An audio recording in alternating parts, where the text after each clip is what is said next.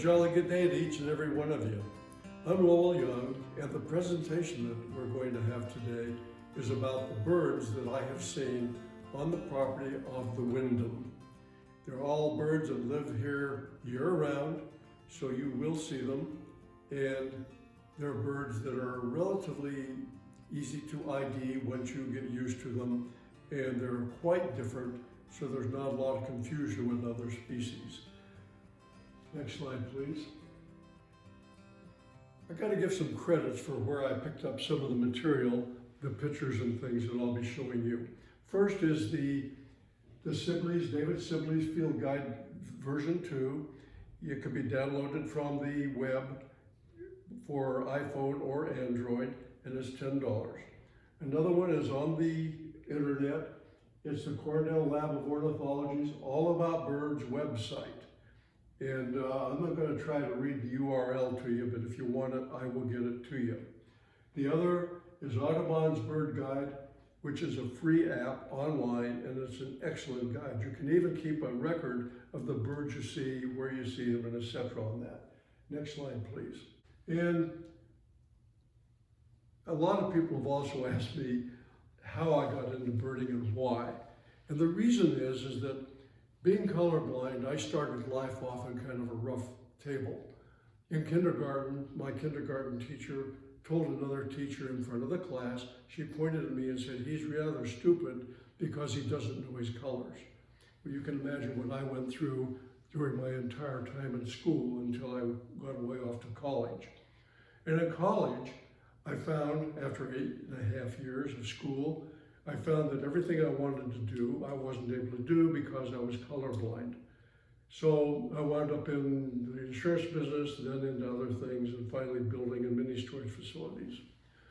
And then one day I was down visiting my sister, and we went to a bookstore.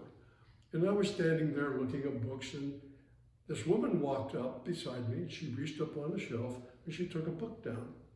She said, "Excuse me?" And I looked at her and I said, "Yes, ma'am." She says, "I think this is a book that you should read, that you'd enjoy it." And she handed it to me. And it was a golden field guide for birds. Well, I opened it up and I thought, wow, this is neat. I bought the book. And for the next several years, probably 20, all I did was occasional birding here. I'd see a bird on the pole. And when I had a chance to stop, I'd remember what it looked like, and I'd try to find it in the book. Then about 20 years ago, 22 years ago actually, I was down at the Kern River Preserve, and I met a guy named Bob Barnes, one of the most fantastic birders, and without question, one of the best field guides I've ever experienced.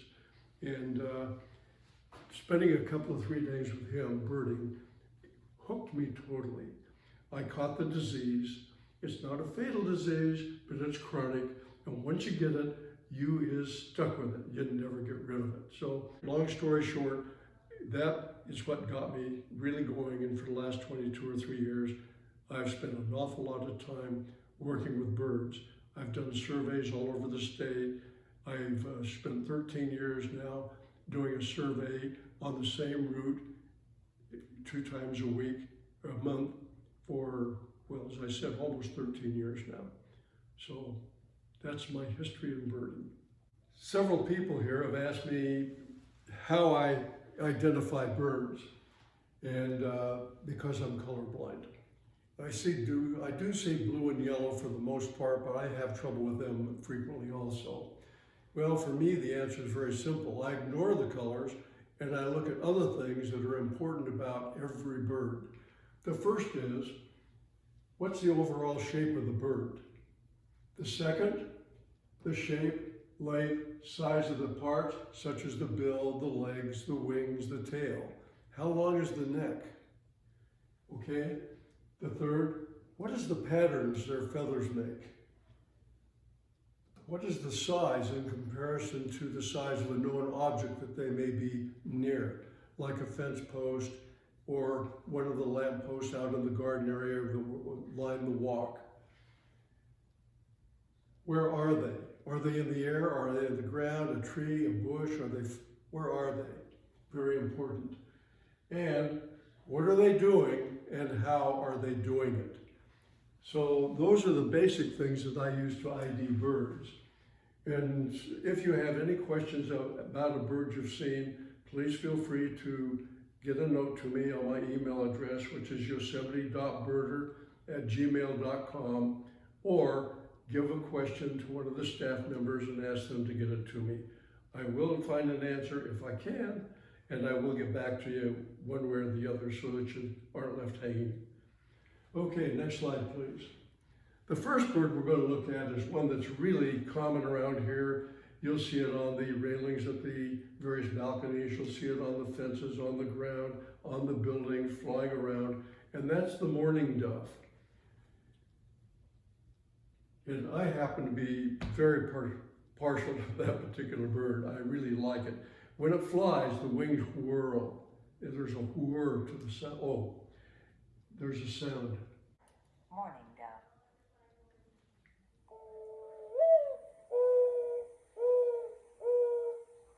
Okay, you'll hear that sound frequently during the day. And one thing I want you to notice with this picture is how long and slender that bird is. Next slide, please. Okay, we were talking about field marks and how do I know it's a mourning dove? Well, first off, I look at the shape of the bird. It's a relatively long, slender bird. It's quite plain in color, and it has a very long pointed tail. And this is the only dove, and there are very few birds that have this field mark, the spots here on the wings, and the dark spot under the eye. The male has a blue orbital ring around the eye. This is the female of the same bird, and you notice it doesn't have the orbital ring, and it's a slightly different color. I've never been able to see the difference in color on them, but you might be able to. It has very short legs. When the bird flies, it's very easy to ID because of this long, beautiful tail and the white edging. And when it's flying, you'll see it looking like this, this, and this. And it takes off and it sometimes flies all over the place like that. And then it straights off and it just shoots in a straight line and really fast. Next slide, please. The mourning dove is found year-round in California and most of the country. Next slide, please. This is the black phoebe, and this bird you're going to see out in the patio area, out around the swimming pool, on the fence, on the square light stands that stand about 3 feet. You'll find them perching there and other places. Black phoebe is one of my favorite birds. Notice the shape, the pointed head in the rear, the bill, the white, the black, and it's sitting on a post. This bird you'll see very frequently out in the patio area, and it'll be sitting on one of the light stands along the walkway or on the fence. It'll be in a tree, but it'll sit there and it'll wait until it sees an insect fly by, and it'll fly up to get that insect, and it'll go all over the place to catch that bug. And when it catches it, it'll go back frequently to the same perch. It'll knock the wings off, and it'll eat the bug and wait for the next one to fly by. Next picture, please. The field marks on a black phoebe are very simple. It's got a long tail again. It's got this pointed head in the rear, black beak, light upper parts, dark upper parts, and it always pumps its tail up and down. And flying, it has a deep wing beat, and it doesn't fly in a straight line. It sort of zips all over the place. Next slide, please. This bird is essentially a West Coast bird. They aren't lucky enough to have this beautiful baby anywhere else in the country except along the coast, a little bit in Arizona and New Mexico. Next slide, please. The next bird is a California scrub jay. And you'll hear this guy squawk, squawk. Okay? The scrub jay is a very important bird for our oak woodlands because without this bird, many of the oak trees that we have and the new seedlings that are coming up are a direct result of this bird and how it caches its food. It buries the nuts. And they're very smart birds. He'll go bury it nuts. It'll sit on a perch for a few minutes. It'll look around and it'll check and see if there's another jay in the area. And if there is, it may or may not bury that acorn. And the reason I say may or may not is that there are literally jays that are robber birds. And when they see a bird bury an acorn, guess what? They'll go and steal it. So the jays learn which jays are the robber birds and they watch for them. And if they see a robber bird, they won't bury it. And if they bury it and then they see the robber bird, they'll go back and get the acorn and wait until the bird and go bury it somewhere else. These birds are very critical to our oak woodlands because without the tens of thousands of acorns they bury every year, you wouldn't have any new seedling of oaks coming up. So the bird's very important to us and to our oak woodlands and all the critters that use them. Most people call the scrub jay a blue jay. In fact, it is not. This is the blue jay, and this bird is rarely seen east of the Rocky Mountains. There is another jay that we have in California that is primarily a foothill and mountain bird, and that is the Steller's jay. But this is the scrub jay, so just be aware that it does not have a top knot and it doesn't have the same face patterns and things like that. Next slide, please. This jay, the way you tell it from the others, is that it has relatively long legs for a passerine, a songbird. Has a very long tail, white undertail coverts. It's got a bluish back and head, the upper parts, with this brownish wash here. And notice the eye, the streak over the eye, and the black mask, and the white throat, and this blue breastband that comes down around the throat. And when it flies, this is what it looks like. And at any rate, it's a very interesting bird. And there are other scrub jays. This bird has been split into several different species. Recently, they split the birds on the west side and the east side of the Sierra because they've learned that although they look very much alike, they're genetically quite different. Not super different, but enough that they're different species. There's also a Florida scrub jay, which was split from this, and there's another one out on the Channel Islands.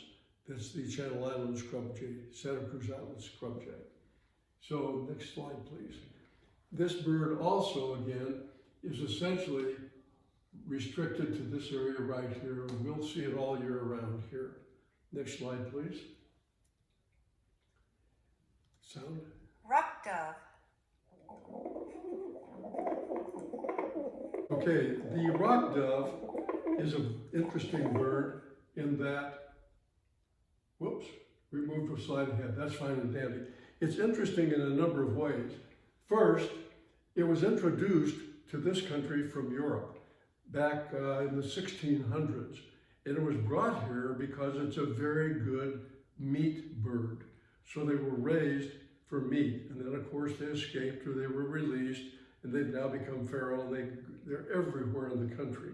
And most people associate it as being a pigeon, the city bird, which it is, but it's much more than that. This bird was domesticated somewhere around 5,000 years ago in Mesopotamia and Egypt. And the bird was used for meat back then.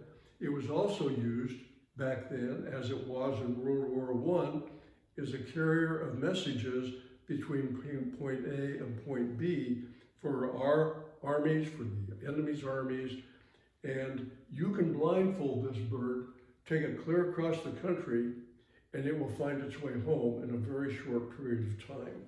So it's really a very interesting and a fascinating bird. Next slide, please. And Rock dove. And it comes in a lot of color morphs, different colors. The most common bird, and about probably 75 or so percent that you'll see, are this fellow right here. And they have the dark wing band, just a relatively, it's an average length tail with a band on the end of it.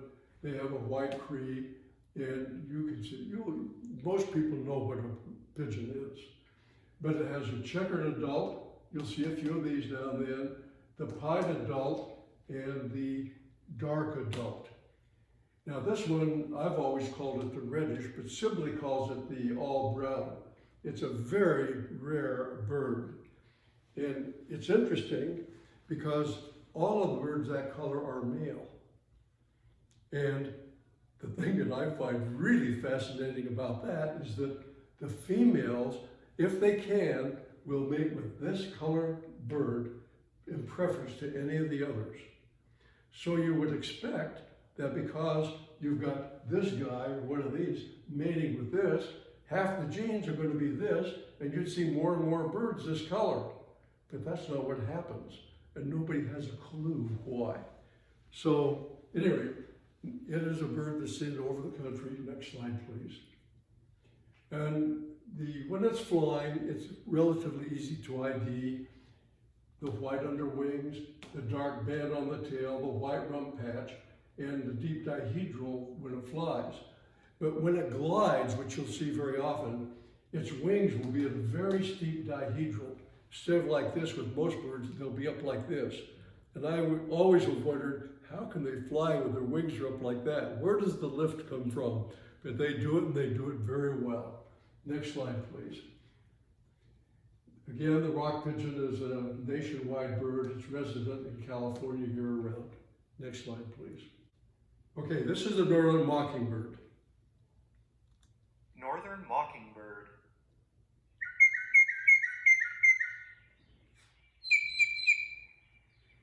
And that's what the northern mockingbird sounds like.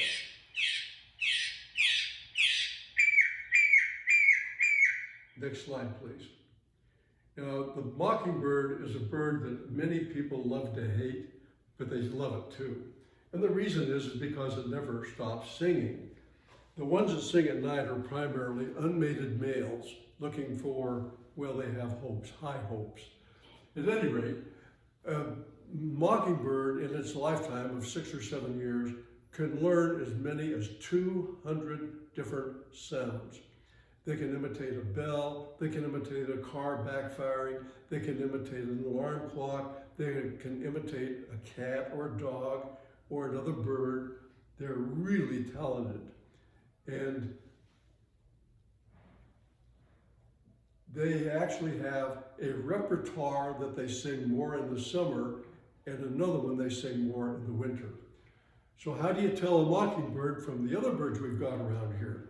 Well, notice it has a very long tail and relatively long legs for a songbird, and notice its posture.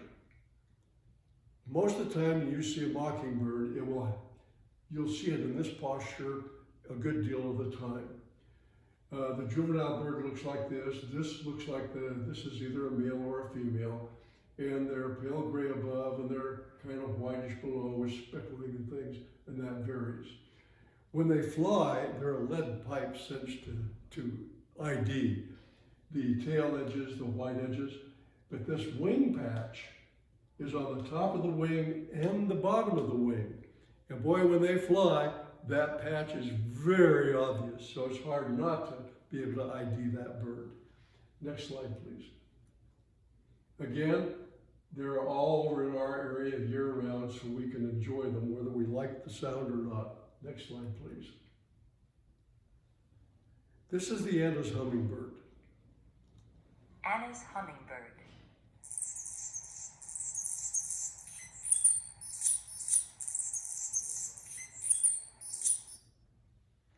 And that's what it sounds like. And the hummingbird, the Anna's hummingbird, is the default bird here in our area. There's two others you might see. One is the black chin, the other is the rufous. The black chin is very different from this bird, and it stands out. If you see one, you'll know it's a different bird. But the rufous can look very much like this, in the female especially, but it will be a rufous color here instead of the green color. And if you notice the eye line, the circle around the eye in this area, it is hard to see, but it's diagnostic. And as is the color here. And the female has a red central patch here. When these birds are feeding, next slide please, they're generally flying. They don't perch all the time, but when they are, you notice this is a different shade or tone than the other one. That thing can be anywhere from a gold color to a brilliant purple or blue, depending on how the sun hits it. And the female, of course, this is the juvenile, this is the female, and the females have the white tips on the tail, but so do the other birds that they look similar to. Next slide, please. Again, this is their range. And an interesting thing about the Anna's hummingbird is back 50, 60 years ago, they were only found in the southern part of California and Baja California. But as over the years, we've planted trees that are flowering trees and trees that aren't native, and these birds, because of the flowering trees and shrubs, have a lot of nectar. These birds have expanded the range all the way up into Oregon and Canada and east. And as the climate has warmed, the bird on its own is now being seen all across the country. Not regularly, but occasionally.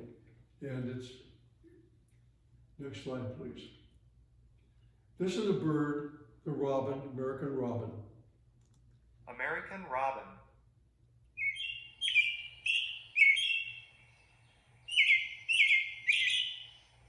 Okay, it has a very cheery, very beautiful sound, and it's very difficult. Actually, let me rephrase it. I have never met anybody who talks about birds who doesn't know what a robin is. It's ubiquitous. And they're a little bit different on the west than they are on the east, but this is a typical male adult, and this is a typical pale female. This is a dark adult. We rarely ever see these out here. We do see these, but they're generally they're more, in my view, the color is about halfway between this and this.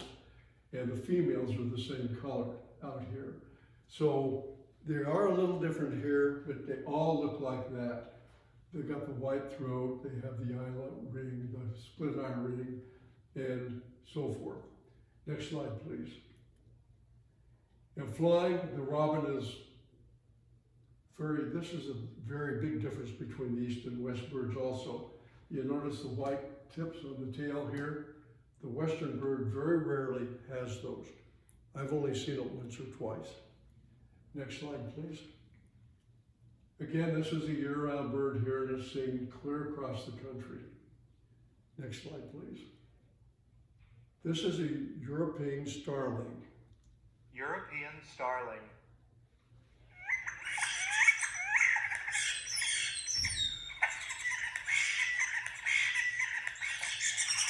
Okay. The starling is another one of those interesting birds. Back in the late 1890s, there was a group of about 100 people who wanted to have every bird that Shakespeare mentioned in his writings present in this country. So they imported 100 of these characters. And since then, these birds have spread all over the country on their own, and there's at least 2 million of them now. They're everywhere. And they are a real problem bird. If you have a nest box out and bluebirds are using it and the starling comes along, the starling will go in, it'll destroy the eggs and build a nest and lay its own eggs. If there's young in the deal, it'll kill the young, it'll even eat them. And so they're a real pest, and they're a big threat to many of the birds that we have that did not evolve with this kind of a predator around. At any rate, the starling is relatively easy to ID. They generally look pretty much black. It's very hard to see this color here on them. They mostly look like this time of the year. And in the wintertime, this is what they look like. And when you see them, you'll see them most often sitting at the top of the trees, not very often on the ground. But when they fly, you can ID them quite easily because this is exactly what they'll look like. Very short, blunt tail, very pointy wings. The yellow bill is very obvious. And so that's the European starling. And unfortunately, it's a year-round bird here also. And here's the range map for them. Next slide, please. This bird is the house finch. House finch.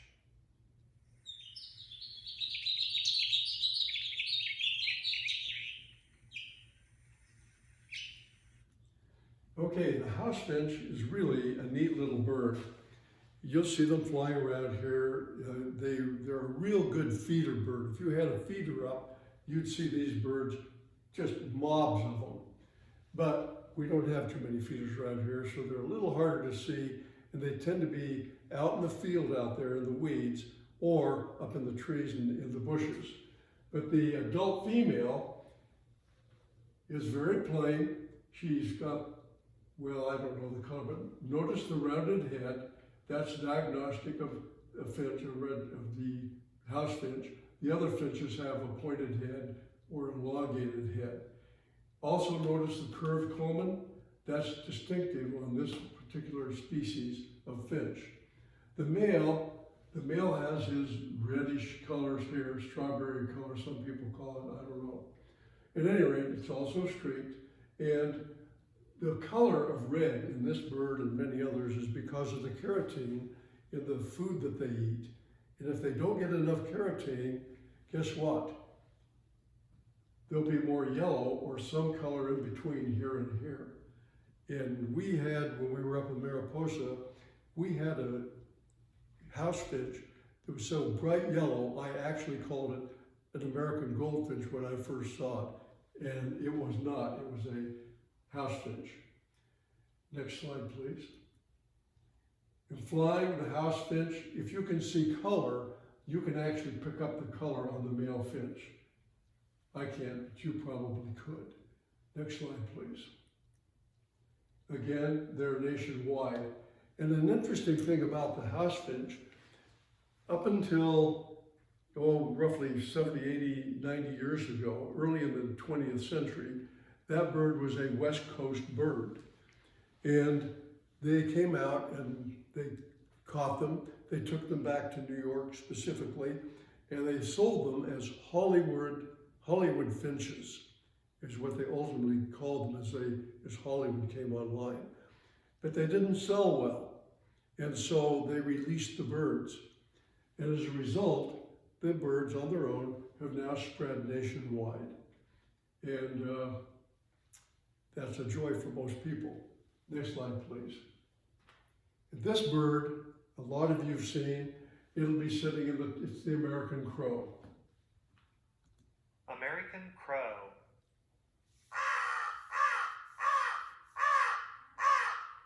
And I'll bet you if you've been out on your patio or outside, you've heard that bird calling. The crow is relatively easy to ID. It's the only big black bird you're going to find around here. It has about a 30-inch wingspan. So it's big. It's not a tiny little bird. It's good sized. And when it's flying, you can ID it or tell it apart from a raven, which is a much bigger bird, but it's not found in this area. It's more of an open country bird, mountain bird, desert bird. It doesn't come into the cities much. But like all corvids, it's very adaptable, so who knows what will happen in the future. But the way you tell the difference in them in the air is the crow has relatively rounded or square-tipped tail. The raven's tail is wedge-shaped. And this bird beats its wings constantly. And the raven beats its wings very slowly, not deep like this, and it glides a lot. You'll see it circling up in thermals with the red-tailed hawks and turkey vultures and things. It's also a bird that's year-round. They're extremely smart. They will work together to solve problems. These are the birds that you've seen videos about where they've set up experiments to see if they can figure out how to get food. There'll be 4 or 5 different things that they have to do to get the food. These guys figure it out, and they do it very quickly. Next slide, please. And again, this bird is common year-round here, and they're a very interesting bird. Next slide, please. And this is the northern flicker. Northern flicker.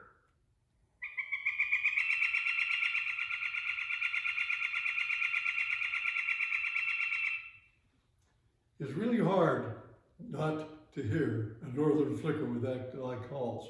And where I've seen them here is basically out in the big eucalyptus tree over on the Seventh-day Adventist property on the other side of the block wall at the back of our facility. And it's a very interesting bird in that, unlike most woodpeckers, they will be found on the ground more often than not. And the reason is their favorite food is ants, and they will actually dig, just like they were digging a hole in a tree, they'll dig a hole in the ground to get down to where the larvae are to eat the larvae. It's amazing to watch them. And there are two subspecies, well, not subspecies, there's two morphs. One's the other side of the mountains and one's this side, a western bird. And that is what this one here is, and that's the red-shafted flicker. And the IDs on the red-shafted flicker, the big one, you notice these black bars, how they're wavy? No other woodpecker has it quite like that. The only woodpeckers that do have the black bars have white, and the bars are very straight. Also, they have the spotted belly, and the other woodpeckers don't have that. They have white belly, the ones that have the bars. Notice the big, huge bill. The tongue on this bird can extend 2 inches beyond the bill, which would be about out to there. So it's really a remarkable bird. And the difference basically between the eastern bird and the western bird is this mallard mark right here. And there's a slight difference in the color of the head. And all flickers have this breast patch. Next slide, please. Oh, I don't, well, anyway, when they fly, you'll see a very distinct rump patch. That's the feathers just above the base of the tail. And again, the flicker is a nationwide bird and is resident year-round here. This bird is a red-tailed hawk. Red-tailed hawk.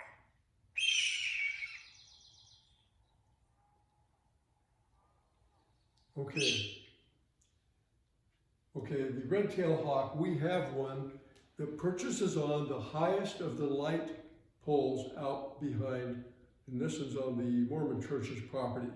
And if you see a bird sitting on top of that, a big bird, it'll look almost exactly like that.